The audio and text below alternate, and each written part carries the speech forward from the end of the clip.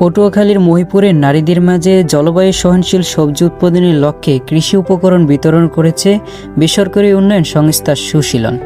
সহযোগিতায় ছিল আইআরসি ও সিডা।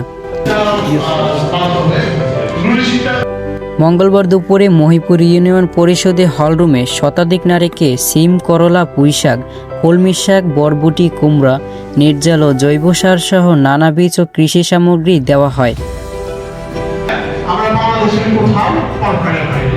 অনুষ্ঠানে প্রধান অতিথি ছিলেন ইউনিয়ন চেয়ারম্যান হাজী ফজলু গাজী। বিশেষ অতিথি ছিলেন প্যানেল চেয়ারম্যান ইব্রাহিম খান এবং সাংবাদিক আনোয়ার হোসেন আনু ও সুশীলনের উপজেলা সমন্বয়কারী মোহাম্মদ ফোরকান আহমেদ। তারা আরও বলেন, এই উদ্যোগ নারীদের আত্মনির্ভর করে তুলবে এবং স্থানীয় খাদ্য নিরাপত্তায় জোরদার করবে। প্রতিনিধি তানভীর আঞ্জুম আবিদ। দেখেছেন এখানে আমরা সেগুলো তৈরি করেছি। আজ হোক কল হোক, এই যে আমরা ভ্যালু এডিশন বলি। ভ্যালু এডিশন মানে আপনি দেখা গেছে আলু ভর্তা দিয়েও খাইতে পারেন, আবার আলু মাংস দিয়েও খাইতে পারেন, আবার আলুর চিপসও তৈরি করতে পারেন, তাই না? এইভাবে উপস্থাপন করেন, এটা মূল্য সংযোজন করেন। যেমন আলু 20 টাকা কেজি, এইটা যদি ভর্তা বানায় বিক্রি করা যায় 100 টাকা, এটাকে চিপস বানাইলে বিক্রি করা যায় 300 টাকা। এটা